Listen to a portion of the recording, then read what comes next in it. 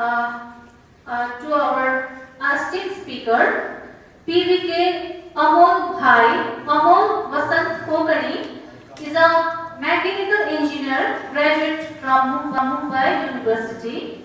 He also holds a Bachelor of Law LLB degree from Delhi University and has been practicing as an advocate in the Delhi High Court and Supreme Court of India. He has also completed his post-graduation in taxation from the Indian Law Institute, New Delhi. An interest in inner growth and spirituality from an early age inspired him to actively follow Adhyatmik Vidyalaya, and he has been associated with this spiritual family for the last 20 years. Yes, now I request our speaker to take over the session. Thank you. Om Shanti. What is the meaning of word Om Shanti? Om Shanti means I am a peaceful soul. मैं एक शांत स्वरूप आत्मा हूँ. Before beginning today's seminar, Bhagavad Gita, the science of self-realization, we'll do meditation for 2 minutes. आपने बचपन से meditation किया होगा. आप जब मेडिटेशन करते हैं तो आंखें बंद करके करते हैं या आंखें खुली रख के करते हैं? बंद करके. But the Bhagavad Gita says in a different manner. Chapter number 6, verse number 12 and 13 says, भ्रुकुटी के बीच में यहाँ चंचल मन को एकाग्र करते हुए आंखें खुली रख के आत्मा का ध्यान करना है. भगवत गीता में एक वर्ड आया है संप्रेक्ष. Means you have to not completely close your eyes. Your eyes should be partially close, partially open. आपने शिव के चित्र और मूर्तियां देखी होगी, pictures, idols. Shiva deep meditation stage में बैठे हुए हैं, ध्यान मग्न अवस्था. उनकी आंखें कंप्लीटली क्लोज है या पार्शियली ओपन, पार्शियली क्लोज है? पार्शियली ओपन है, not completely close. Second thing कि जो भगवत गीता में भगवान ने अर्जुन को कर्म योग सिखाया.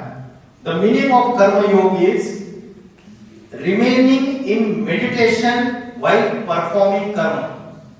हम जब ध्यान करते हैं, मेडिटेशन करते हैं, तो हम कर्म करते हैं क्या? हम खाना नहीं खा सकते क्योंकि आंखें बंद होती है. हम दूसरा कोई भी काम नहीं कर सकते. लेकिन अर्जुन को जो नॉलेज दिया उसमें बोला कर्म योग. कर्म करते हुए ध्यान में रहना है. ऐसा नहीं कि ध्यान अलग है और कर्म अलग है. आज हम आंखें बंद करते हैं तो कोई भी कर्म नहीं करते हैं. इसलिए कर्म योग में हमें अगर निरंतर अभ्यास करना है, काम करते हुए हमें माइंड को पीसफुल रखना है, शांत रखना है, तो हमें यह अभ्यास करना चाहिए कि आंखें खुली रख के भी हम मन को एकाग्र कर सकते हैं. तो आज 2 मिनट के लिए प्रैक्टिस करेंगे, then will start the session. सबको सीधे बैठना है, कमर सीधी, गर्दन सीधी, पेट सीधी. आपको सभी को centre point of the forehead यहाँ पे कंसंट्रेट करना है. You have to imagine, you have to visualise the point of light over here, centre point of the forehead. जैसे आकाश में एक छोटा सा स्टार चमकता है, वैसा star centre point of the forehead में चमक रहा है. आपको विजुअलाइज करना है. मन में अलग अलग थॉट्स आएंगे, उन थॉट्स के पीछे आपको भागना नहीं है. मल्टीपल थॉट्स आएंगे. आपको फ्रेंड याद आएगा, आपको पेरेंट्स याद आएंगे, रिलेटिव्स याद आएंगे. किसी को भी याद नहीं करना है, सबको भूल जाओ. Detach yourself from the world, disconnect yourself from the world. आपका प्रिय मित्र, आपकी प्रिय पदार्थ, means favourite, your favourite food, कुछ भी याद नहीं आना चाहिए. सबको भूल जाओ. 2 मिनट के लिए आपको मन को centre point of the forehead पे एकाग्र करना है. I am a point of light. blinking in the center point of the forehead. Forget everybody. सीधे बैठना है, center point of the forehead. I am a point of light. Don't close your eyes completely. It should be partially open. Your entire concentration should be at the center point of the forehead. जैसे आकाश में star चमक रहा है, वैसा star यहाँ पे चमक रहा है. Only one thought, I am a point of light blinking in the center point of the forehead. भ्रुकुटी के मध्य में मैं चमकता हुआ सितारा हूँ.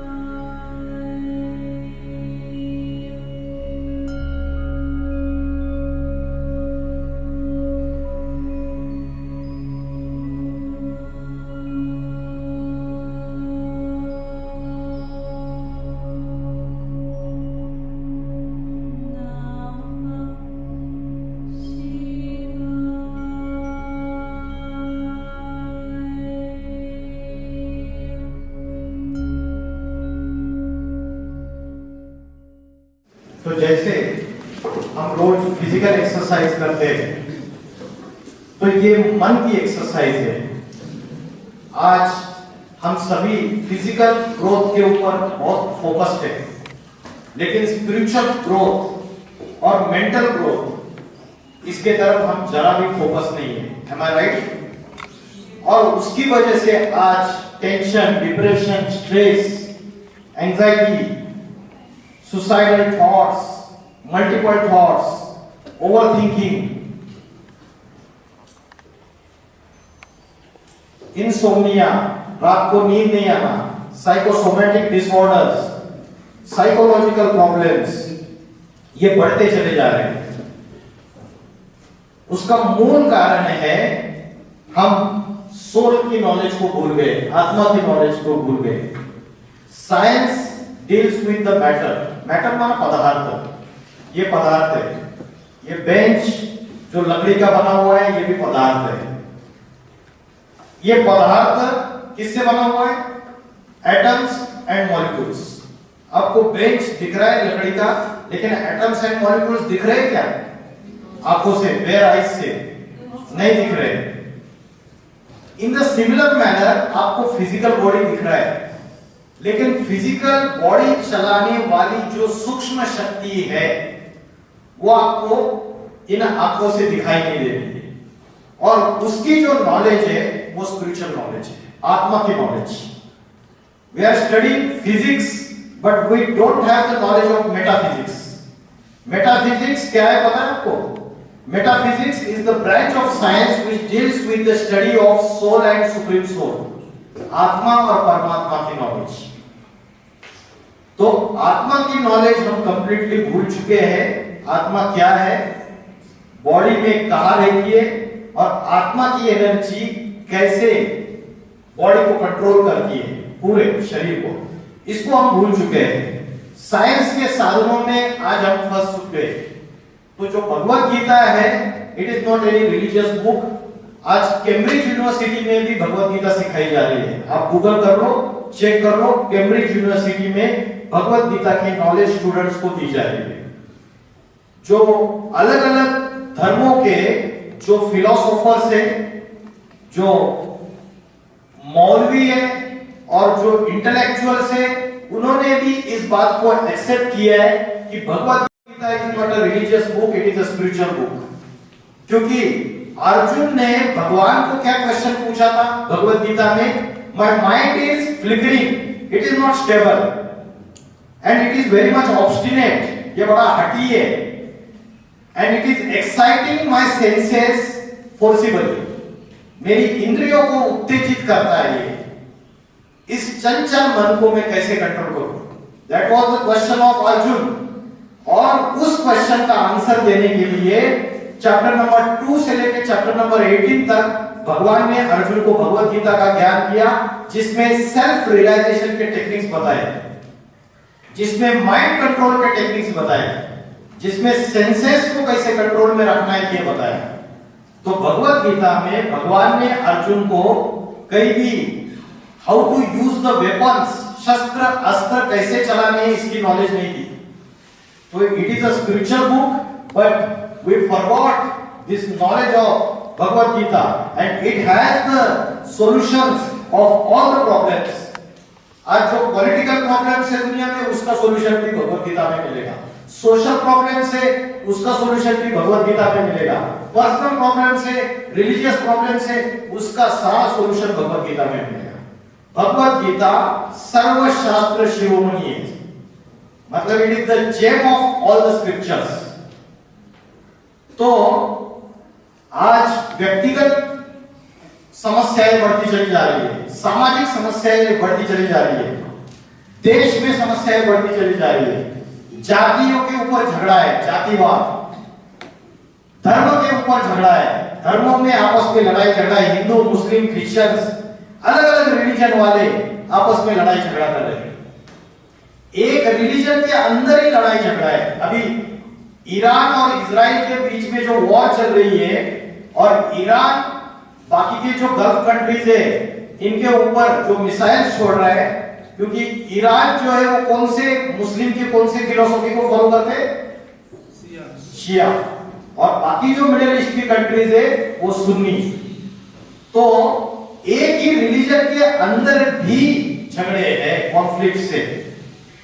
तो जो समस्याएं बढ़ती चली जा रही है, उसका सॉल्यूशन भगवत गीता में है। इसमें भी साइंस इन्वॉल्व है, सेट ऑफ प्रिंसिपल्स है, जिसको हम अगर अपने लाइफस्टाइल में अगर फॉलो करते हैं तो we can achieve eternal peace and happiness. So what is the way of character transformation? आज किसी भी स्कूल एंड कॉलेज में, यूनिवर्सिटी में ये नहीं सिखाया जाता। आज भौतिक पढ़ाई तो पढ़ाई जाती है, formal education and secular education, लेकिन आध्यात्मिक शिक्षा नहीं दी जाती। आज कॉलेजेस से इंजीनियर्स तैयार हो रहे, डॉक्टर तैयार हो रहे, वकील तैयार हो रहे, इवन टीचर्स भी तैयार हो रहे, लेकिन क्या चरित्रवान मनुष्य तैयार हो रहा है क्या? तो ह्यूमन बीइंग विद कैरेक्टर तैयार हो रहे आज? यस और नो? हो रहे तैयार? डिग्री तो मिल रही है, इंजीनियर की, डॉक्टर की, वकील की, बीएड का कोर्स, एमएड का कोर्स करने के बाद डिग्री मिलेगा, लेकिन क्या ये गारंटी है कि कॉलेज से निकलने के बाद the person is completely with good character? तो कैरेक्टर फॉर्मेशन की जो पढ़ाई है वो स्पिरिचुअल एजुकेशन है, वो आत्मा की नॉलेज है। और आज जो आइडेंटिटी क्राइसिस चल रहा है कि मैं कौन हूं, who am I, what is my real identity, तो उसके सॉल्यूशन जो है वो भगवत गीता में। भगवत गीता में भगवान ने बोला अध्यात्म विद्या विद्या नाम, ये अध्यात्म विद्या सर्वश्रेष्ठ विद्या है। डॉक्टर बनने की, वकील बनने की, इंजीनियर बनने की विद्या सर्वश्रेष्ठ विद्या नहीं है। और ये अध्यात्म विद्या स्वयं परमात्मा के सिवाय, गॉड के सिवाय कोई भी दूसरा मनुष्य दे नहीं सकता। स्वयं ईश्वर ही आके ये अध्यात्म विद्या देता है। तो अर्जुन बैटलफील्ड से भाग रहा था, मैं युद्ध नहीं करूंगा। अर्जुन थर थर कांप रहा था, गांडी धनुष नीचे गिर रहा था उसका, वैसे ही हम सब अर्जुन हैं। हम सभी कुरुक्षेत्र में, कुरु का अर्थ है कर्म, क्षेत्र माना भूमि, ये कर्म युद्ध भूमि है। आज आपके लाइफ में भी प्रॉब्लम्स है या नहीं है? यू आर स्टूडेंट्स, लेकिन आपके लाइफ में भी प्रॉब्लम है, आपके लाइफ में भी बैटलफील्ड है, और उस बैटलफील्ड में आप अर्जुन के जैसे लड़ रहे हो, और कई बार आप युद्ध करने के लिए, उसको चैलेंजेस को फेस करने के लिए आप लूज कर देते हो, और आप बोलते हो मैं ये सारे लफड़े में नहीं पड़ूंगा, मैं ये सारे झंझट में नहीं पड़ूंगा, मैं फेस नहीं करूंगा, क्योंकि आज हमारी विल पावर कमजोर हो चुकी है। And will power is nothing but आत्मशक्ति। It is also called as मनशक्ति, सेल्फ कॉन्फिडेंस। तो वो इसलिए कमजोर हुआ है क्योंकि हमें आत्मज्ञान नहीं है। बाकी सब ज्ञान है हमें, मोबाइल में तो सारी दुनिया देखते हैं हम, बाकी सारे प्रकार की नॉलेज है, लेकिन आत्मज्ञान नहीं होने की वजह से आज हमें रियल पीस एंड हैप्पीनेस हम अटेन नहीं कर सकते। तो बाहर की दुनिया में आज पोल्यूशन है, यस और नो? आपके गैंगटॉक में कम है, दिल्ली में आइए बहुत बड़ा ज्यादा पोल्यूशन है। AQI 500 को क्रॉस कर गया था, एयर क्वालिटी इंडेक्स। फिर करप्शन है, डर्ट एंड गार्बेज। तो हमारे गवर्नमेंट ने पोल्यूशन को कम करने के लिए पोल्यूशन कंट्रोल के टेक्निक्स चालू किए। हमारे गवर्नमेंट ने करप्शन कम करने के लिए एंटी करप्शन ब्यूरो, उसको एक अपॉइंट कर दिया, एक इंस्टीट्यूट बनाई जहां जहां करप्शन हो रहा है। हमारे गवर्नमेंट ने डर्ट एंड गार्बेज है सोसाइटी में, तो स्वच्छता अभियान शुरू कर दिया। एक गाड़ी आती है स्वच्छता अभियान की, है ना, सवेरे सवेरे आती है ना, फिर आपकी मदर जो भी घर में सफाई की है वो गार्बेज डस्टबिन में डालती है, डस्टबिन डिस्पोज ऑफ करती है गाड़ी में। यस और नो? यस। तो हम कितने कॉन्शियस है, बाहर की दुनिया में जो गार्बेज है उसको क्लियर करने के लिए हम बहुत कॉन्शियस है, बाहर के करप्शन के लिए कॉन्शियस है, उसको खत्म करने के लिए हम कॉन्शियस है, पोल्यूशन को खत्म करने के लिए। लेकिन मैं कहता हूं सबसे ज्यादा पोल्यूशन हमारे माइंड के थॉट्स में है। यस और नो? सबसे बड़ा पोल्यूशन तो इधर है। इसको कैसे खत्म करने का, इसके लिए आज के गवर्नमेंट के पास, प्राइम मिनिस्टर के पास, चीफ मिनिस्टर के पास कोई प्लानिंग नहीं है। और ये पोल्यूशन इतना अति में बढ़ता जा रहा है सबके माइंड के अंदर। दूसरा है करप्शन। कोई व्यक्ति जब करप्शन करता है तो पहले उसके माइंड में पापी विचार आता है, तब जाके करप्शन करता है वो फिजिकली। तो ये जो मन के अंदर जो करप्शन है 5 वाइसेस का।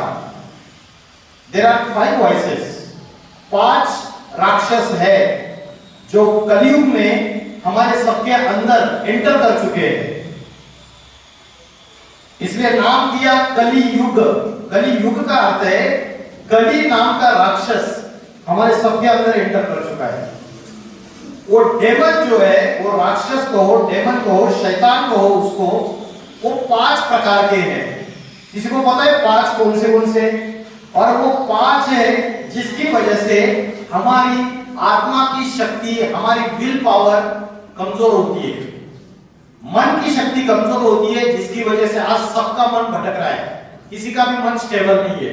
या कोई है जो हैंड रेज करे कि मेरा माइंड कंप्लीटली स्टेबल है? आज मल्टीपल थॉट्स, वेस्ट थॉट्स, और तीसरी चीज है मल्टीपल थॉट्स, वेस्ट थॉट्स, और तीसरी चीज है निगेटिव थॉट्स। इन तीनों की वजह से आज हमारी मन की शक्ति कमजोर हो चुकी है। और जो 5 राक्षस हमारे आत्मा के अंदर प्रवेश कर चुके हैं, वो 5 राक्षस है lust, anger, greed, attachment, and 5th one is egoism. काम, क्रोध, लोभ, मोह, अहंकार। किसने सुना था पहले? कभी सुना था किसी ने? यहां जो है कभी सुना था?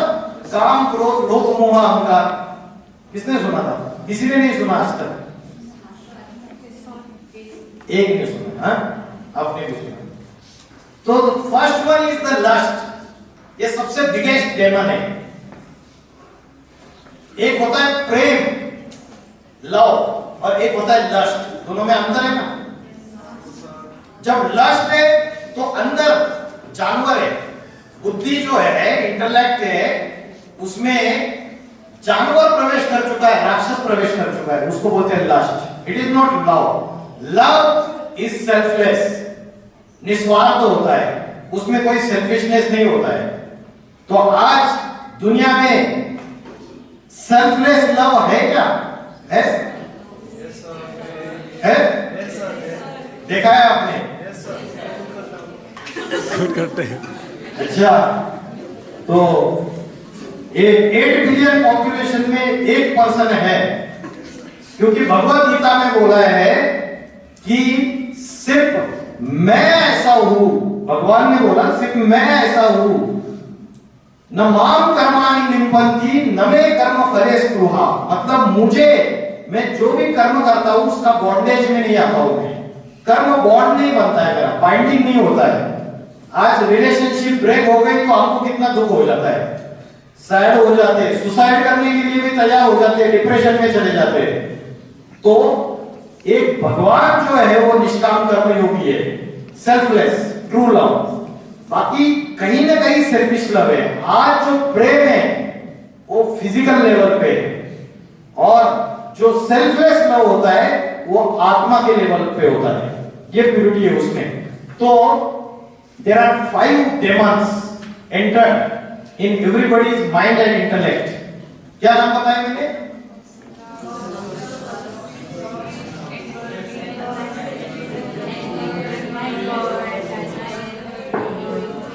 Very good, very good. तो these are the 5 voices: काम, क्रोध, लोभ, मोह, अहंकार। लोभ क्या है? ग्रीड। What is grid?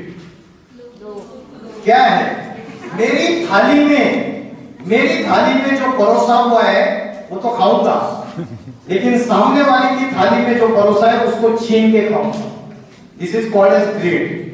आज मेरे पास एक गाड़ी है, एक बंगला है, लेकिन उसके बावजूद मुझे अनएथिकल चीजों का इस्तेमाल करके और भी संपत्ति इकट्ठा करनी है, उसको बोलते हैं ग्रीड। और 5वां है ईगो। किसी को आज अपनी सुंदरता का अहंकार है, किसी को अपनी बॉडी बिल्डिंग का अहंकार है, किसी को अपनी सत्ता का अहंकार है, जैसे Donald Trump, Vladimir Putin, Kim Jong, इनको अपनी सत्ता का अहंकार है। इनको अहंकार है मेरे पास जो एटॉमिक वेपन्स है उसका अहंकार है, मिसाइल से उसका अहंकार है। तो किसी को अपनी संपत्ति का अहंकार है, मेरे पास इतना पैसा है। तो काम, क्रोध, लोभ, मोह, अहंकार, ये 5 राक्षस है जो हमारे अंदर प्रवेश कर चुके हैं, जिसके वजह से हमारे माइंड और इंटेलेक्ट में करप्शन है। और तीसरा, रोज मोबाइल से, सोशल मीडिया पे हम अलग अलग चीजें देखते हैं, तो उससे डर्ट एंड गार्बेज जमा हो रहा है या नहीं हो रहा है? गांधी जी के 3 बंदर थे, पता है आपको? See no evil, hear no evil and talk no evil. हम इन तीनों मंकीज को रोज वायलेट करते हैं, यस और नो?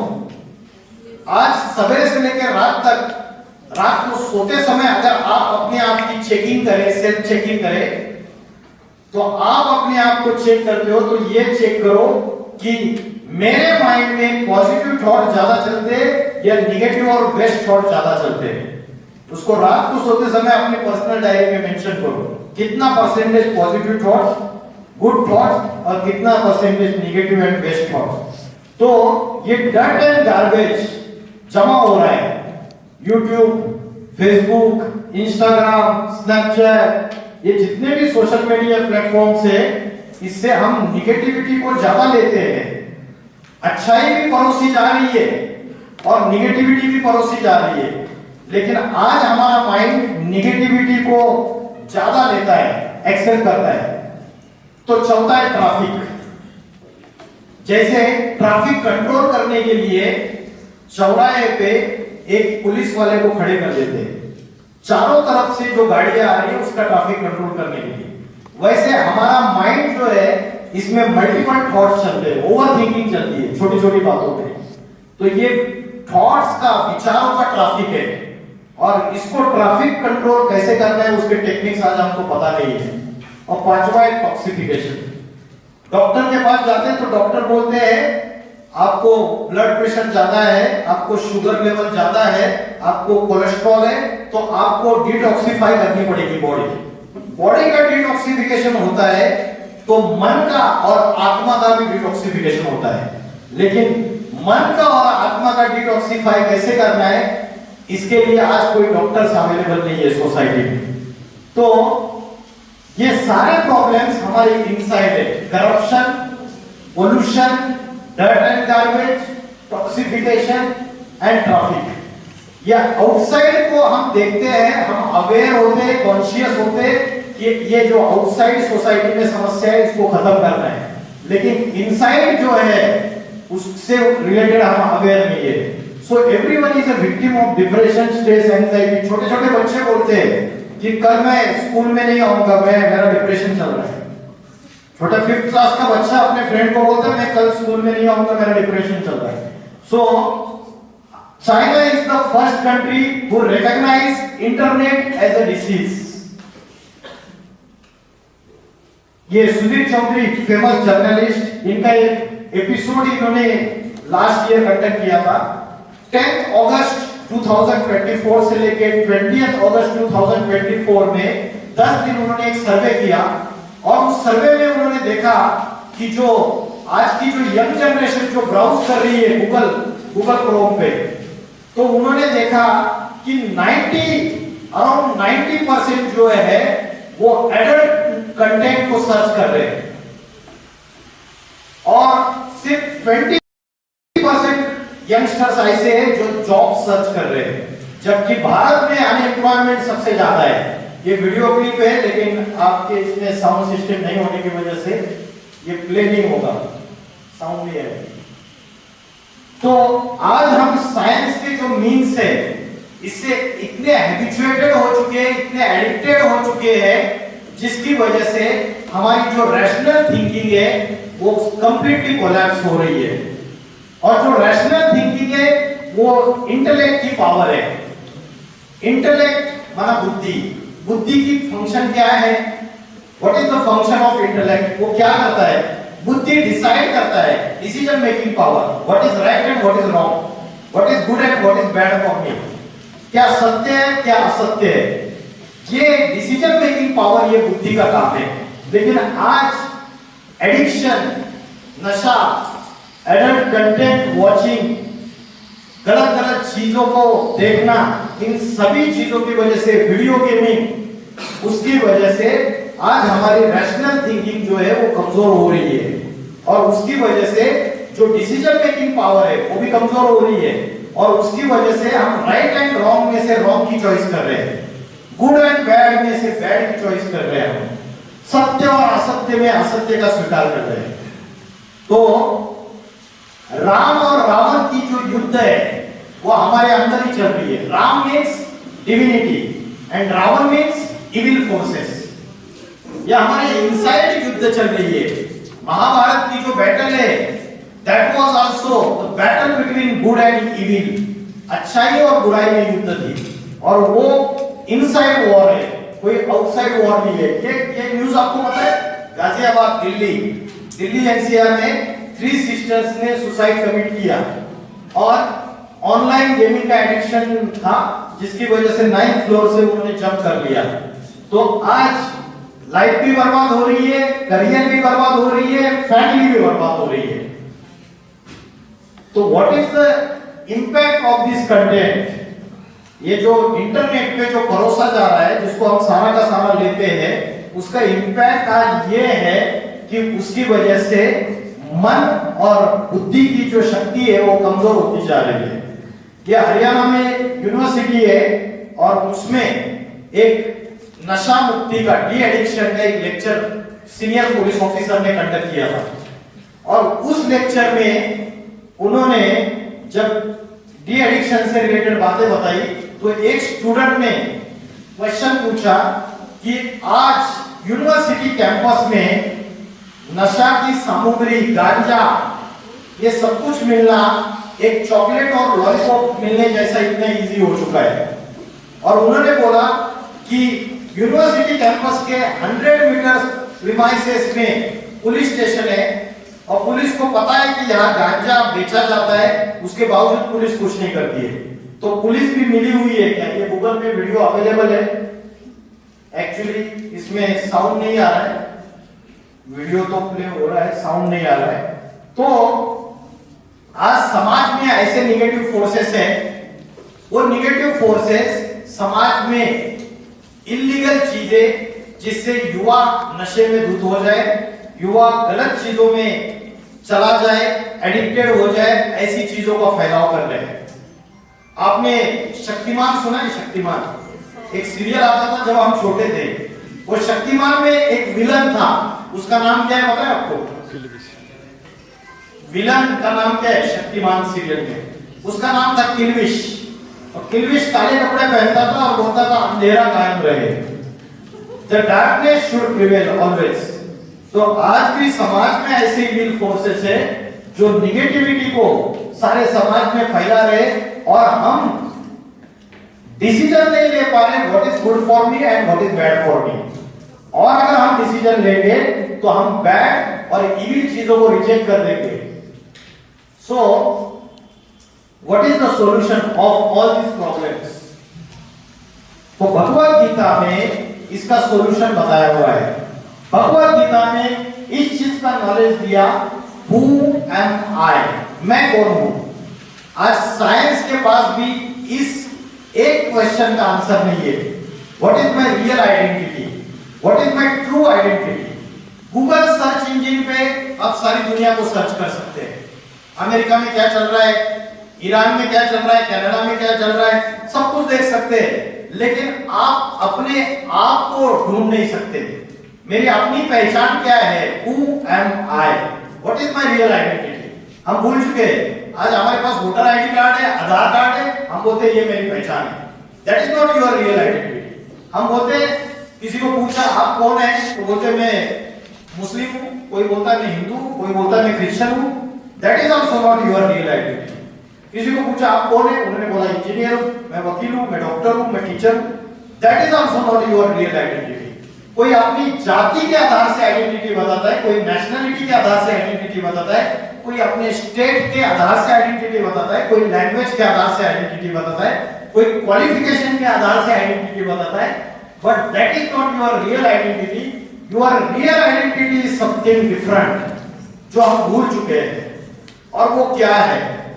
जो हमारी रियल आइडेंटिटी है वो हमारी परमानेंट आइडेंटिटी है, वो टेम्पररी आइडेंटिटी नहीं है। वो जन्म लेने से पहले भी थी और मृत्यु होने के बाद भी रहेगी। वो क्या है? What is that? क्या? कर्म। कर्म तो करते हैं, मृत्यु होने के बाद भी कर्म हमारे आत्मा के साथ जाते हैं। इट इज ट्रू कि आत्मा जब एक बॉडी को छोड़ती है, दूसरे बॉडी में जाती है, फिजिकल बॉडी में, तो उसके साथ साथ कर्म ट्रैवल करते हैं। That is true. लेकिन मेरी रियल आइडेंटिटी कभी खत्म नहीं होती। Am I physical body made up of flesh and bones? मैं हड्डी मांस का पुतला हूं, ये मेरी रियल आइडेंटिटी है, क्योंकि वो तो मरने के बाद जला दिया जाता है या जमीन में गाड़ दिया जाता है। तो ये मेरी ट्रू आइडेंटिटी कैसे हो सकती है? मैंने तो अनेक बर्थ में अनेक ह्यूमन बॉडीज को चेंज किया है। तो मेरी रियल आइडेंटिटी वो है जो मां के गर्भ में जब मैं था तब भी थी, मृत्यु होने के बाद भी रहेगी। इसलिए भगवत गीता बोलती है soul is immortal and body is mortal. आत्मा अजर अमर अविनाशी है, और आत्मा ही है प्राण शक्ति। उसको सिंपल साइंटिफिक लैंग्वेज में बोलते हैं एनर्जी, कॉन्शियसनेस। जब तक आत्मा बॉडी में नहीं प्रवेश करेगी, ये बॉडी डेड बॉडी है। जब आत्मा बॉडी में आती है तो मैं आंखों से देख सकता हूं, कानों से सुन सकता हूं, और जो भी मेरे इंद्रिय है उससे मैं कर्म कर सकता हूं। Without soul, the body has no importance. Body cannot act without soul. जैसे ही आत्मा निकल जाती है तो वो डेड बॉडी है। नर्स बोलती है डेड बॉडी को लेके जाओ। 1 मिनट पहले वो डेड बॉडी नहीं थी, 1 मिनट के बाद ऐसे क्या हो गया जिसकी वजह से वो डेड बॉडी है? क्योंकि प्राण शक्ति, आत्मा, कॉन्शियसनेस निकल जाती है। That is my true self, that is my true identity. तो आज हम फिजिकल बॉडी और फिजिकल बॉडी की जो कॉन्शियस है उसमें है, हम आत्मा को भूल गए। आज हम मटेरियलिस्टिक बन गए। मटेरियलिस्टिक मतलब मटेरियल, मटेरियल माने पदार्थ। और body is made up of 5 elements, जल, वायु, अग्नि, पृथ्वी, आकाश। सुना है? Body is made up of 5 elements. इसलिए बॉडी को जब आप जला देते हैं क्या बचता है? राख। राख माने मिट्टी। तो मिट्टी में 5 तत्व है, जल भी है, वाटर इज देयर, वायु भी है, अग्नि भी है, फायर इज देयर, पृथ्वी, आकाश, सारे तत्व उसमें मौजूद है। और शरीर उन्हीं तत्वों का बना हुआ है, 5 एलिमेंट्स का। तो शरीर जो है वो मटेरियल है, मटेरियलिस्टिक है, पदार्थ है। और उस पदार्थ में जब ऊर्जा आती है, आत्मा, तब उस शरीर से हम एक्ट कर सकते हैं, कर्म कर सकते हैं। तो आत्मा हमारी असली आइडेंटिटी है। आज हम सोल कॉन्शियसनेस को भूल गए, बॉडी कॉन्शियसनेस में फंस गए। ये सबसे बड़ी बात है। तो बॉडी कॉन्शियसनेस माने हेल, नरक, और सोल कॉन्शियसनेस 100% माने स्वर्ग। हेवन और हेल का जो कंसेप्ट है वो हमारे अंदर ही है, बाहर नहीं है। और 100% सोल कॉन्शियसनेस माने स्पिरिचुअल एनलाइटमेंट। माना हम बोलते हैं स्पिरिचुअल एनलाइटमेंट हो गई इनको, मतलब 100% सोल कॉन्शियसनेस। अभी सोल की कॉन्शियसनेस रखने के लिए हमें आत्मा इस शरीर में कहां रहती है ये पता होना चाहिए। Do you know where the soul is residing in the body? Is it residing at the tip of the nose? यहां पे रहती है, हार्ट में रहती है? आत्मा कहां रहती है? Where does it reside? He has given the answer, आत्मा resides at the center point of the forehead. What is the proof it is residing here? क्या प्रूफ है? भारत में जो कन्या माता है यहाँ पे बिंदी लगाती है और पुरुष लोग यहाँ पे टीका लगाते हैं। आप अगर इंडियन कल्चर को अगर नजदीक से देखेंगे तो आपको ऑल ओवर इंडिया में मैक्सिमम स्टेट्स में ये ट्रेडिशन दिखाई देगी, क्योंकि आत्मा यहां रहती है। हजारों साल पहले भारत के ऋषि मुनियों को जब ये पता चला कि मनुष्य बॉडी कॉन्शियसनेस में आ रहा है, तो उसको वो फिजिकल बॉडी को ही सब कुछ समझ बैठा है। तो उसको ये याद रहे कि आत्मा यहां रहती है, इसलिए ये बिंदी लगाने की, टीका लगाने की परंपरा शुरुआत हो गई। लेकिन आज हम इसका जो स्पिरिचुअल मीनिंग है, सीक्रेट है, उसको भूल गए। तो soul is residing more here, we forgot the meaning. Bhagavad Gita says भ्रूर मध्य प्राण आवेश संवेगा। इट मींस भ्रुकुटी के मध्य में, दिस इज कॉल्ड एज भ्रुकुटी, उत्तमांग, centre point of the forehead, उसमें प्राण शक्ति स्थित है, ऐसा भगवद गीता कहती है। तो भगवद गीता में भी इसका रेफरेंस है। और किसी को अगर शूट कर दे गन से, अगर एक ही बुलेट यहां शूट कर दे तो 1 सेकंड में मर जाएगा। और 15-20 बुलेट्स छाती में, पेट में, यहाँ पे वहां पे शूट कर दो, फिर भी चांसेस है he may be alive and he may die after 10-15 minutes or half an hour. तो आत्मा यहां रहती है भ्रुकुटी के बीच में, ये centre point of the forehead. इसके टेंशन, डिप्रेशन आता है तो यहां उठनी जाती है, ये पॉइंट है। तो आत्मा का ध्यान भ्रुकुटी के बीच में करना चाहिए। और आत्मा का ध्यान करने का सबसे अच्छा समय कौन सा है? ब्रह्म मुहूर्त का समय। ब्रह्म मुहूर्त समय सवेरे 2 बजे से लेकर 4:45 बजे तक का समय है।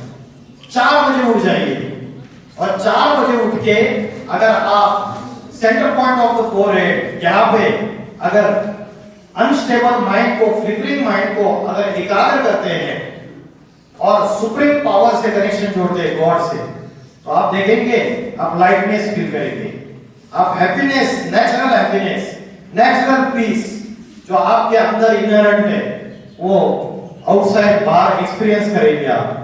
तो आज हम ये जो स्पिरिचुअल पावर है उसको भूल चुके हैं। साइंस भी इस बात को मानता है कि 4 बजे सवेरे ब्रह्म मुहूर्त के समय कॉस्मिक एनर्जी सबसे ज्यादा होती है, और उस समय अगर आप कोई भी अच्छे थॉट्स करेंगे तो वो 100% फुलफिल होंगे।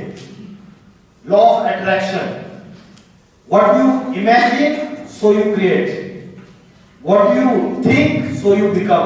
जैसा आप सोचते हो वैसे आप बनते हो, इसको बोला है लॉ ऑफ अट्रैक्शन।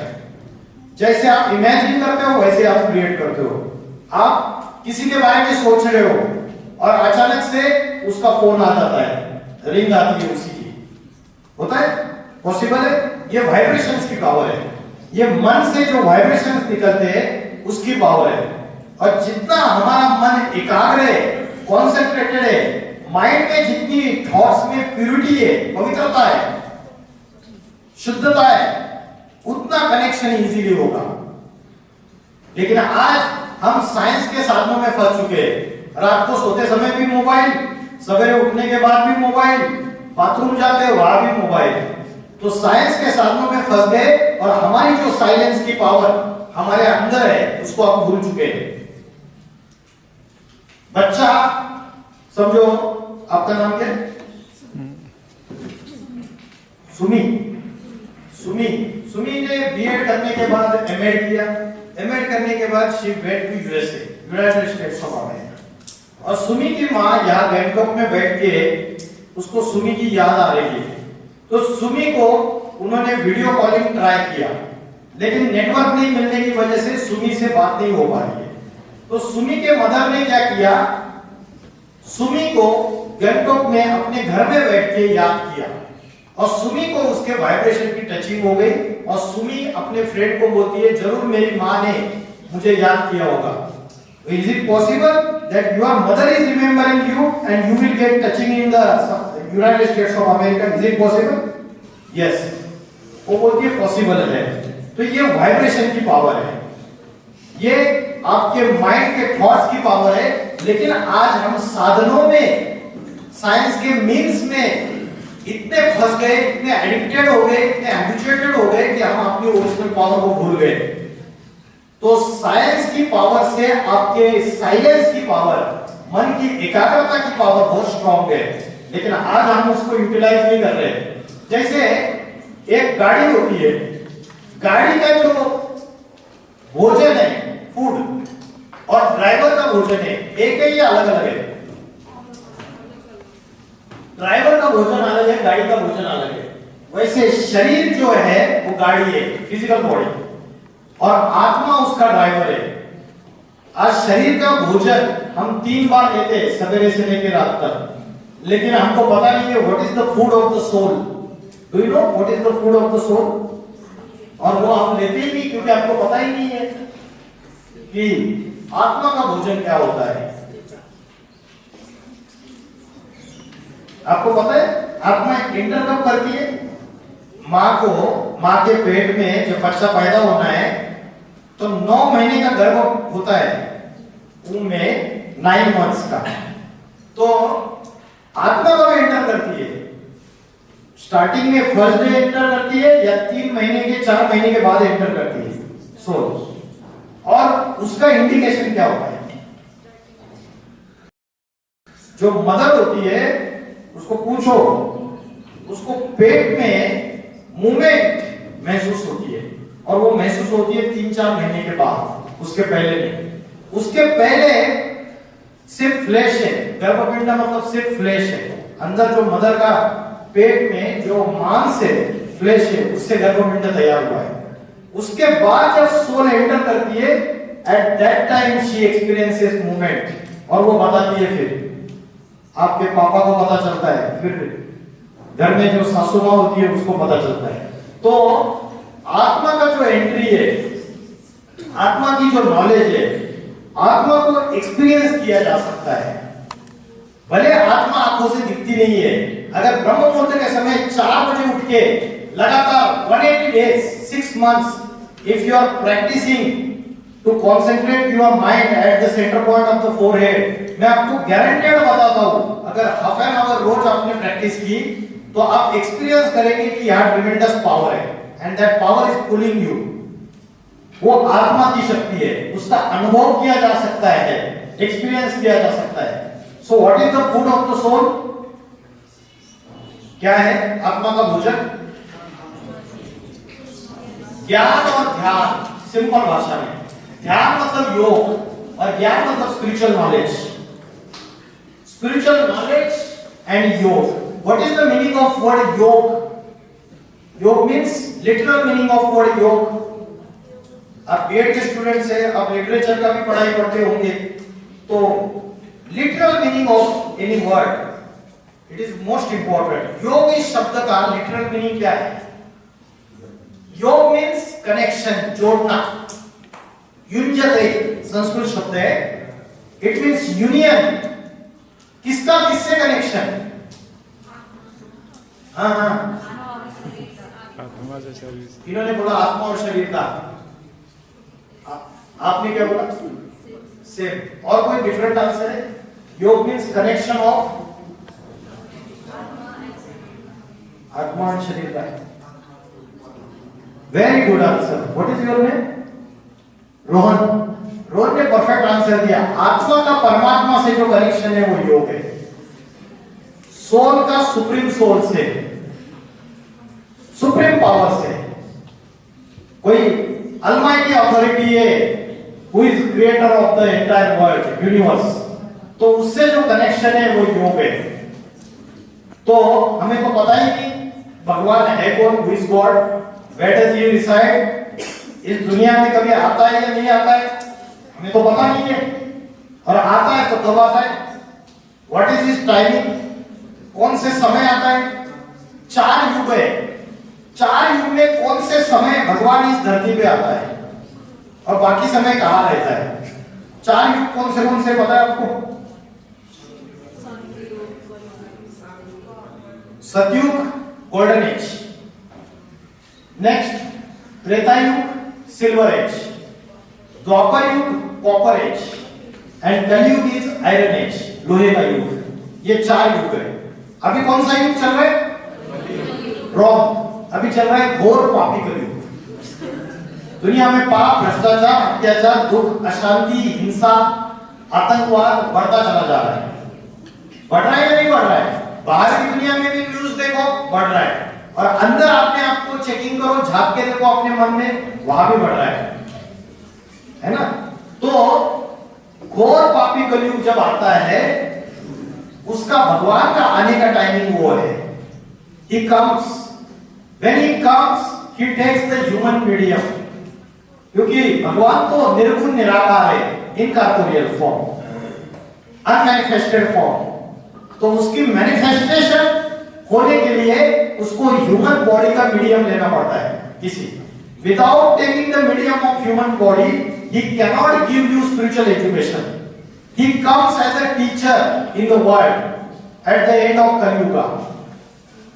इसलिए स्क्रिप्चर्स में बोला है गुरु ब्रह्मा, गुरु विष्णु, गुरु देवो महेश्वर, गुरु साक्षात परब्रह्म। When he comes on the earth, he comes in an ordinary human being and he gives the spiritual education. गुरु बन के, टीचर बन के। So मैंने आपको बताया था who are the enemies of the soul. Demons का नाम बताया था, 5 डेमन्स का। तो भगवत गीता में बोला है there are 3 enemies of the soul: lust, anger and greed। आपने क्राइम पेट्रोल सीरियल देखा? उसमें कोई भी एपिसोड निकालो, या तो जो क्राइम कमिट किया है उसका कॉज या तो लस्ट की वजह से क्राइम कमिट किया, या तो एंगर की वजह से, या तो ग्रीड की वजह से, या तो अटैचमेंट की वजह से, या तो ईगो। ये 5 ही रीजंस हो सकते हैं, इसके परे कोई रीजन नहीं हो सकता। So these are the 5 enemies of the soul. और इन एनिमीज को भगाना, इनको जीतना इनको अपने कंट्रोल में करना, ये स्पिरिचुअलिटी है। स्पिरिचुअलिटी क्या है?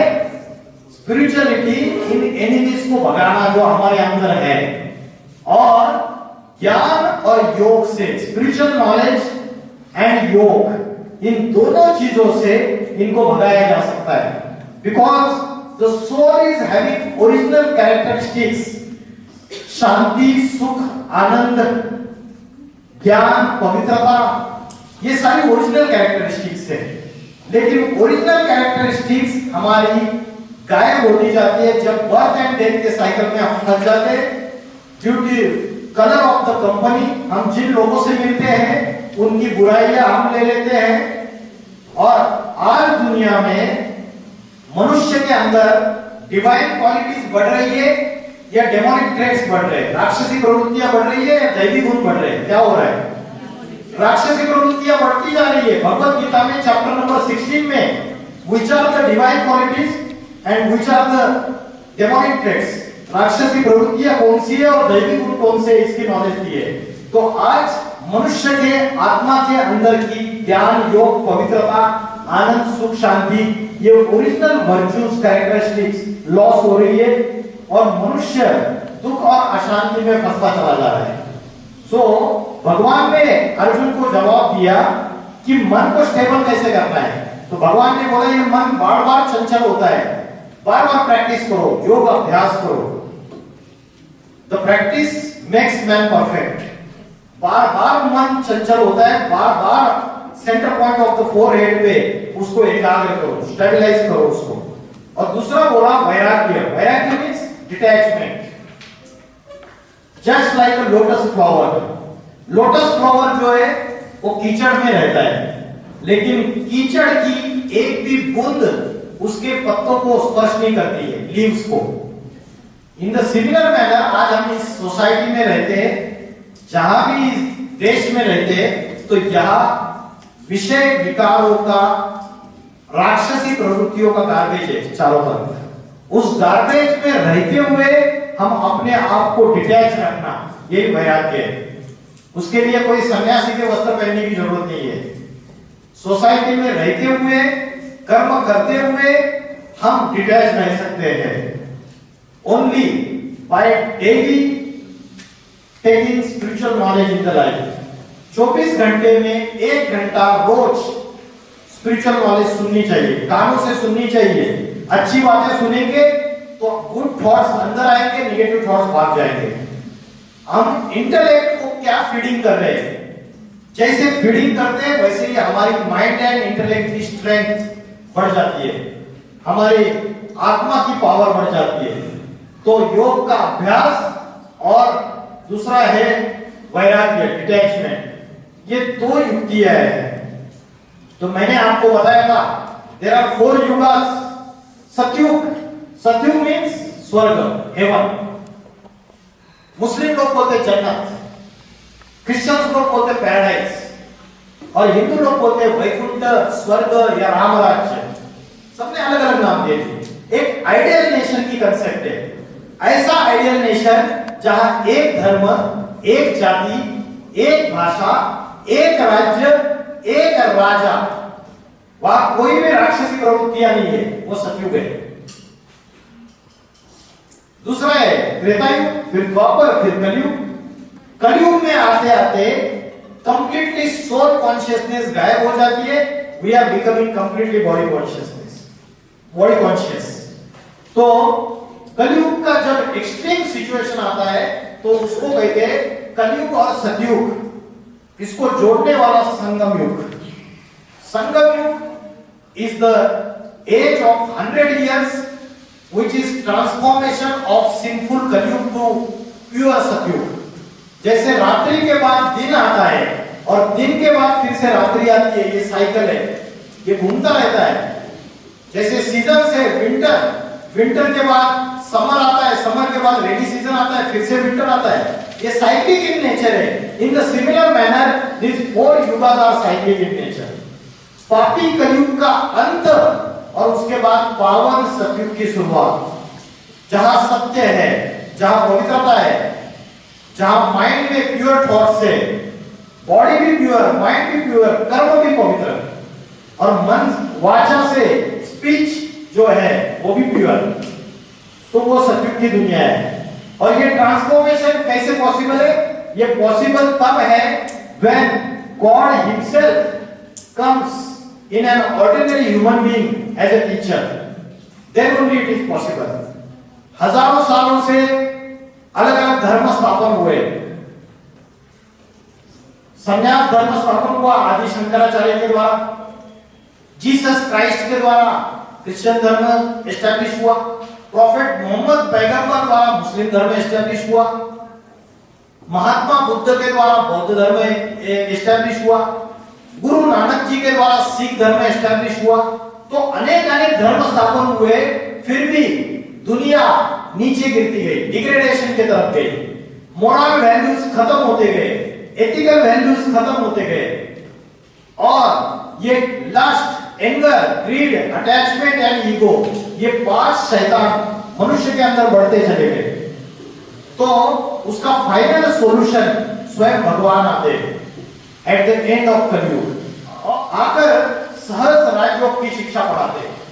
राजयोग, व्हाट इज राजयोग? जिसमें राज है, राज means secret, it is a secret yoga. क्या सीक्रेट है? ये योग ऐसा है जिससे मनुष्य कंप्लीटली डिवाइन क्वालिटीज को अपने अंदर धारण कर सकता है, मनुष्य से देवता बन सकता है।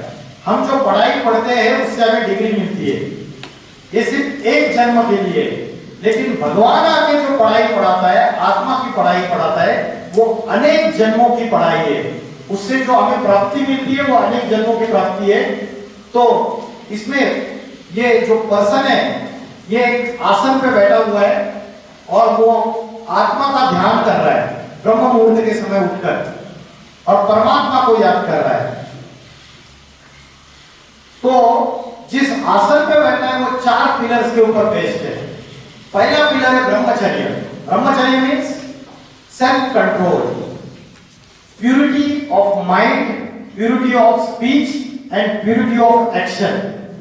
आज हमने जो मेडिटेशन सॉन्ग सुना बिगिनिंग ऑफ द सेशन, उस सॉन्ग की पंच लाइन क्या थी, किसी को याद है?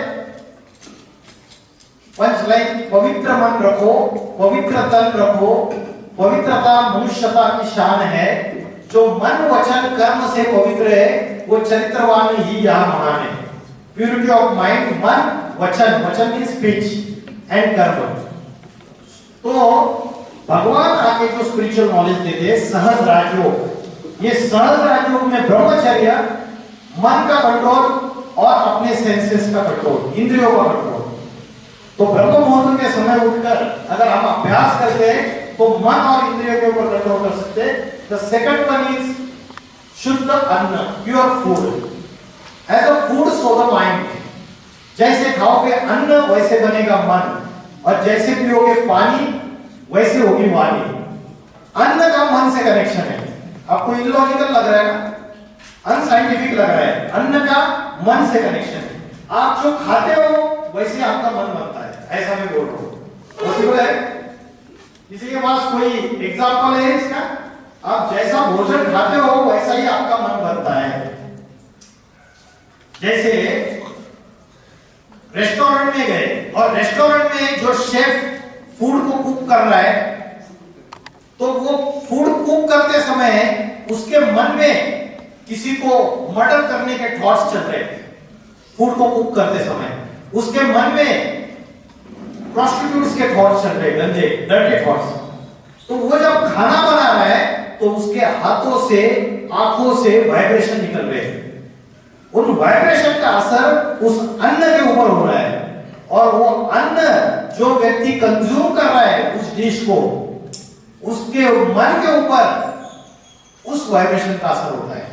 तो जैसे खाओगे अन्न, आज कभी कभी हम सवेरे उठने के बाद अच्छा, बहुत अच्छे मूड में रहते हैं, स्टेबल रहते हैं, फिर जाके हम कोई स्नैक्स खाते हैं, कहीं ब्रेकफास्ट करते हैं, कहीं भोजन करते हैं बाहर जाके, और अचानक हमारे माइंड के थॉट्स चेंज होते हैं। हमारे माइंड के थॉट्स ऐसे बनते हैं जैसे हमारे अंदर कोई डेमन आ गया, राक्षस आ गया।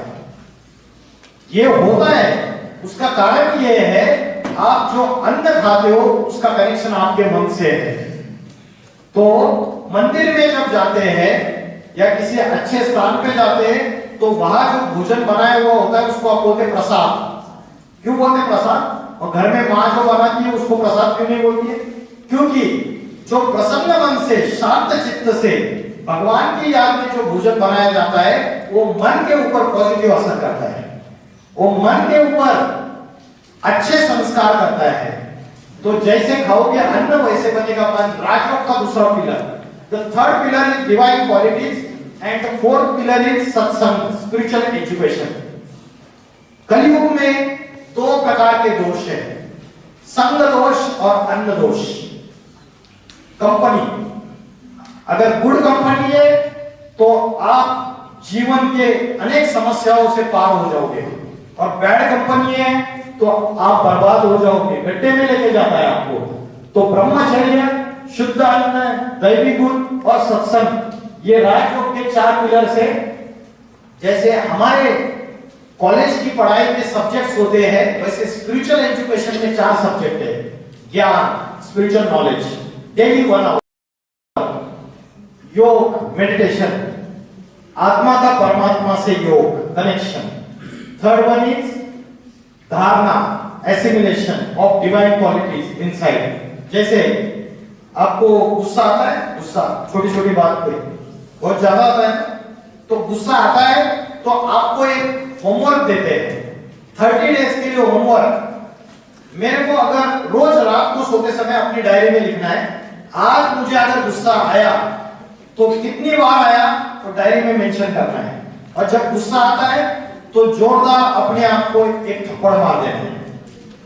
तो डिवाइन क्वालिटीज को एसिमुलेट करने के लिए, अच्छे गुणों को एसिमुलेट करने के लिए हमको जो बैड क्वालिटीज है उसको कंट्रोल करना पड़ेगा।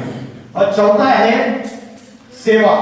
सेवा means godly service, service for others, service for society, ईश्वरीय सेवा। तो ये 4 सब्जेक्ट्स इस पढ़ाई के हैं। और ईश्वर जो आते हैं इस सृष्टि पर तो ऑर्डिनरी ह्यूमन बॉडी में आते हैं। भगवत गीता में बोला है I come in an ordinary human body, और उसकी वजह से हम भगवान को पहचान नहीं पाते, क्योंकि हमारा माइंड एंड इंटेलेक्ट मटेरियलिस्टिक दुनिया में हमारी बुद्धि बिजी है। तो भगवान का आने का जो समय है, जिसके लिए भगवत गीता में उसका टाइमिंग बताया, यदा यदा ही धर्मस्य ग्लानिर्भवति भारत। जब धर्म की ग्लानि होती है, डिफेमेशन होता है, अधर्म का बोलबाला होता है, इररिलीजियसनेस बढ़ती जाती है, डेमोनिक ट्रेड्स बढ़ते चले जाते हैं, तब दुर्जनों का विनाश करने के लिए और सज्जनों की रक्षा करने के लिए मैं आता हूं। तो मुझे बताइए क्या अभी वो समय नहीं है उसका आने का? ये समय है या नहीं है? इस समय भगवान को आना चाहिए या नहीं आना चाहिए? यस। तो ऐसा समय जब सारी चीजों की आरती हो जाती है, मनुष्य अपने विनाश के सारे साधन तैयार कर लेता है। 1945 में हमारे साइंटिस्ट ने फर्स्ट एटम बॉम्ब का इन्वेंशन कर दिया। क्या नाम है साइंटिस्ट का, किसी को पता है? Oppenheimer, Robert Oppenheimer. First atom bomb का इन्वेंशन हो गया सेकंड वर्ल्ड वॉर के समय। लेकिन आज 2026 में छोटे से छोटे कंट्रीज के पास एटॉमिक वेपन्स है, न्यूक्लियर वेपन्स है। नॉर्थ कोरिया जैसा छोटा सा कंट्री जिसका प्रेसिडेंट है किम जोंग, उनके पास इतने न्यूक्लियर वेपन्स है। रशिया के पास बहुत न्यूक्लियर वेपन्स है, अमेरिका के पास है, पाकिस्तान के पास न्यूक्लियर वेपन्स है। आज पाकिस्तान के पास दाल नहीं है, चावल नहीं है, आटा नहीं है, बच्चों को पिलाने के लिए दूध नहीं है, लेकिन पाकिस्तान धमकी देता है आसिम मुनीर की एटम बॉम्ब फोड़ दूंगा इंडिया के ऊपर। तो ये न्यूक्लियर वेपन्स की जो घमंड है, ये जो साइंस का घमंड है, ये मनुष्य को डिस्ट्रक्शन की तरफ लेके जा रहा है। ये अंदर भी माइंड में डिस्ट्रक्शन चल रहा है साइंस की वजह से, ये मोबाइल, ये सोशल मीडिया, और बाहर भी डिस्ट्रक्शन चल रहा है। दोनों तरफ से डिस्ट्रक्शन है। तो सारी दुनिया अभी थर्ड वर्ल्ड वॉर के कगार पे खड़ी हुई है। रिमोट कंट्रोल का एक बटन दबा देगा Donald Trump, Vladimir Putin, Iran के खोमेनी साहब और किम जोंग साहब, इंडिया में भी न्यूक्लियर वेपन्स है, पाकिस्तान के पास भी न्यूक्लियर वेपन्स है। तो ये सारी दुनिया एक सेकंड में खलास हो सकती है, इतने न्यूक्लियर वेपन जमा करके रखे हुए हैं। और उसी की वजह से आज डर रहे सारे के सारे। और न्यूज देखो अभी लाइव जो चल रहा है, हम तो ये बातें आज से 20 साल पहले से बताते आ रहे हैं, और अभी जो 2026 में जो समय चल रहा है वो ये समय चल रहा है। और इसका साइंटिफिक एविडेंस है कि we are near the end of Kaliyug. There will be transformation from पापी Kaliyug to Satyug within 10 years.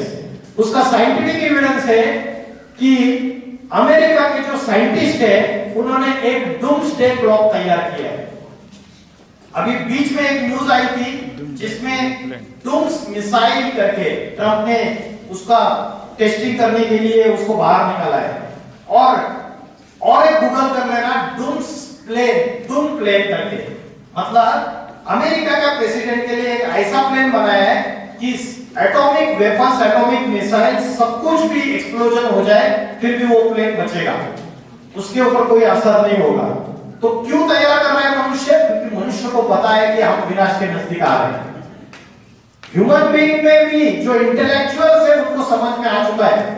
Titanic का जहाज जब डूबने वाला था तो टाइटैनिक का जो कैप्टन था उसको पता था 100% ये डूबने वाला है, इसलिए वो निश्चित था, बाकी सारे डरे हुए थे। उसको तो पता था ये 100% डूबने वाला है। तो डूम्सडे क्लॉक जो साइंटिस्ट ने तैयार किया, वो डूम्सडे क्लॉक 1947 में तैयार किया। उसमें एक क्लॉक है, उस क्लॉक के जो 2 हैंड्स है वो जब 12 क्लॉक के ऊपर आ जाएंगे दोनों साथ में, तब इस सृष्टि का कंप्लीट डिस्ट्रक्शन। और 2025 में ये क्लॉक साइंटिस्ट ने ऐसा सेट किया है कि सिर्फ डिस्ट्रक्शन के लिए 89 सेकंड्स बचे हुए हैं। 89 सेकंड्स मतलब कुछ साल। तो ये मैन्युअली तैयार किया था, एक बुलेटिन ऑफ एटॉमिक साइंटिस्ट नाम का एक संगठन तैयार किया था, उन्होंने ये क्लॉक तैयार किया है। तो मनुष्य ने अपने विनाश के सारे साधन तैयार कर लिए, और साइंस भी इस बात को मानता है कि 3 कारणों से दुनिया का विनाश हो सकता है। पहला है आर्टिफिशियल इंटेलिजेंस, दूसरा रीजन है न्यूक्लियर वॉर। अगर थर्ड वर्ल्ड वॉर होगी तो न्यूक्लियर वॉर जरूर होगी, and we are on the verge of third world war. और तीसरा रीजन मैंने बोला है civil wars, sorry natural calamities. Environmental degradation हो रहा है, ग्लोबल वार्मिंग हो रही है, अर्थक्वेक्स, ज्वालामुखी, नेचुरल जो भी प्रॉब्लम्स है वो बढ़ते चले जाएंगे। सुनामी, महासुनामी, नासा की तो ये भी प्रेडिक्शन है आने वाले कुछ समय में महासुनामी होगा। जो आइलैंड से बड़े-बड़े वो समुद्र के अंदर चले जाएंगे, बॉम्बे, काटला, विशाखापट्टनम, कलकत्ता, चेन्नई, ये सारे समुद्र के अंदर चले जाएंगे। और बड़े-बड़े जो महाद्वीप है, islands, America, Europe, Australia, New Zealand, ये दीज आर आल्सो आइलैंड्स, ये भी समुद्र के अंदर चले जाएंगे। तो अगर थर्ड वर्ल्ड वॉर हुआ और एटॉमिक वेपन्स का एक्सप्लोजन हुआ तो अर्थ का टेम्परेचर इंक्रीज हो जाएगा, और अर्थ का टेम्परेचर इंक्रीज होने से क्या होगा? नॉर्थ पोल और साउथ पोल में जो ग्लेशियर्स है वो मेल्ट हो जाएंगे। अभी भी मेल्ट हो रहे हैं, नासा के रिपोर्ट पढ़ो आप गूगल में, अभी भी मेल्ट हो रहे हैं। और मेल्ट होने से क्या होगा? मीन सी लेवल जो है वो इंक्रीज हो जाएगी, और अभी भी हो रही है। और मीन सी लेवल इंक्रीज होना माना महासुनामी, माना प्रलय, माना बड़े-बड़े आइलैंड्स सबमर्ज हो जाएंगे पानी के अंदर, तो कुछ ऐसा नजारा होगा। और भूकंप आएंगे, और भूकंप आएंगे तो बड़ी-बड़ी जो बिल्डिंग्स है मेट्रोपॉलिटन सिटीज में, वो बिल्डिंग जो है वो ताश के पत्तों के जैसे नीचे गिर जाएगी। इसका साउंड नहीं है, ये वीडियो क्लिप देख सकते हैं आप, साउंड आ नहीं रहा है। So this will be the picture. If third world war will happen and if nuclear war will start, then this will be the situation. बड़ी-बड़ी बिल्डिंग जो मेट्रोपॉलिटन सिटीज में है वो ताश के पत्ते के जैसे नीचे गिर जाएगी। Hindu Muslim civil wars, that will be the another major cause of destruction in India, जिसकी ट्रेलर्स हम देख रहे हैं रेगुलरली पिछले कई सालों से। जब ट्रेलर दिखाई देती है तो ये ध्यान रखना कि बड़ा मूवी रिलीज होने वाला है, कमिंग सून। सो आज का लेक्चर का जो मुख्य सार है, वो मुख्य सार ये है कि हम सभी कुंभकर्ण की जैसे सो रहे, अज्ञान निद्रा में, इग्नोरेंस, डार्कनेस ऑफ इग्नोरेंस। हम आत्मा की नॉलेज भूल चुके हैं, हम स्पिरिचुअल नॉलेज को भूल चुके हैं, हम परमात्मा को भूल चुके हैं, ईश्वर को भूल चुके हैं। और ऐसे समय भगवान आता है जब सारी दुनिया डेथ बेड पर है, अंतिम सांसें गिन रही है। जब व्यक्ति डेथ बेड पे होता है तो उसको वेंटिलेटर पे बिठाया जाता है, वैसे सारी दुनिया अंतिम सांसें गिन रही है। कोरोना आया तो सबने ऑक्सीजन सिलेंडर मंगाए। ऑक्सीजन जो दुनिया में फ्री में मिलता है वो कोरोना के समय में 10-10 हजार, 50-50 हजार, 1-1 लाख में बेचा गया है। तो ये दुनिया अंतिम सांसें गिन रही है। आज सबकी विल पावर, सबकी आत्मशक्ति, प्राण शक्ति, मनस शक्ति कमजोर हो चुकी है। टेंशन, डिप्रेशन, स्ट्रेस, एंजाइटी के शिकार हो रहे, आत्मा की नॉलेज भूल गए और आत्मा का जो भोजन है वो क्या है वो भूल गए। क्या है आत्मा का भोजन? स्पिरिचुअल नॉलेज और योग। तो वर्ल्ड पीस कॉन्फ्रेंस हो रहे, विश्व शांति अहिंसा सम्मेलन हो रहे, यूनाइटेड नेशंस ऑफ ऑर्गेनाइजेशन जैसे पीस एस्टैब्लिशमेंट करने वाली सारी ऑर्गेनाइजेशन फेल हो रही है। कोई भी युद्ध रोक नहीं पा रहा है। रशिया और यूक्रेन की युद्ध 3-3.5 साल से चल रही है। United international court of justice ने ऑर्डर पास किया था स्टेटस को, मींस युद्ध को रोक दो, लेकिन आज तक युद्ध रुकी नहीं। मतलब these all organizations are puppets in the hands of big powers, Russia and America. तो ऐसी दुनिया की स्थिति है, शांति स्थापन हो नहीं पा रही है। भले नोबेल पीस प्राइज देते हैं, ट्रम्प भी बोलता है कि मुझे नोबेल पीस प्राइज दो, लेकिन ईरान के ऊपर खुद वॉर करता है, स्टार्ट करता है और उसको नोबेल पीस प्राइज चाहिए। तो दुनिया की ऐसी हालत है कि अंधेर नगरी चौपट राजा, टकासेर भाजी टकासेर भाजा टकासेर खाजा। तो ऐसा समय आ चुका है कि जिस दाम में वेजिटेबल्स सेल किए जाते हैं उसी दाम में मिठाई भी सेल की जा रही है। और जो शासन है वो शासन ऐसा शासन चल रहा है कि प्रजा के ऊपर जो प्रजा का राज्य है वो बेकायदे राज्य है। पहले समाज में एक राजा होता था, घर में एक मुखिया होता था और ज्वाइंट फैमिलीज होते थे। 70-70, 80-80 लोग एक ज्वाइंट फैमिली में होते थे। घर का एक मुखिया होता था, एक चूल्हे के ऊपर सबका खाना बनता था और घर के मुखिया की बात को कोई क्रॉस नहीं करता था। ये भारतीय सनातन धर्म के परिवार थे। आज ज्वाइंट फैमिलीज खत्म होते जा रहे, न्यूक्लियर फैमिलीज हो रहे। उसका मेन रीजन है lust, anger, greed, attachment, ego, ईर्ष्या, द्वेष। इन सारी चीजों की वजह से परिवार टूट रहे, हमारी संस्कृति खत्म हो रही है, मोरल वैल्यूज खत्म हो रहे और हम विनाश की तरफ अग्रसर हो रहे। तो ऐसा समय है जिस समय परमात्मा शिव इस धरती पर अति साधारण मनुष्य तन में, उत्तर भारत में, उत्तर प्रदेश में साधारण मनुष्य शरीर में अवतरित हो चुके हैं, जिसको आप बोलते हैं कल की अवतार आ चुका है। वो आ चुका है तो सत्य में आ चुका है। वो आता है तो गुप्त रूप में आता है और स्पिरिचुअल नॉलेज बांटता है। क्योंकि आज की तारीख में अगर आपके गैंगटॉक का जो मेन मार्केट है उसमें कोई असली डायमंड की दुकान खोल दे तो 10-15 दिन में नकली डायमंड की दुकान भी खुल जाएगी और आपको मुश्किल हो जाएगा कि असली डायमंड कौन बेच रहा है और नकली डायमंड कौन बेच रहा है। रामचंद्र कह गए सिया से, ऐसा कलयुग आएगा, हंस चुगेगा दाना और कौवा मोती खाएगा। तो ऐसा समय चल रहा है जब ईश्वर गॉड स्वयं जब आता है और ट्रू स्पिरिचुअल नॉलेज गीता का ज्ञान देता है, उस समय हम उसको पहचान नहीं पाते और वो समय अभी चल रहा है। युग परिवर्तन का समय चल रहा है। आप सभी आपकी पढ़ाई के साथ साथ स्पिरिचुअल नॉलेज को अपने जीवन में, लाइफस्टाइल में उतारिए। ये मैसेज मैं आपको देता हूं। Thank you so much. ओम नमः शिवाय।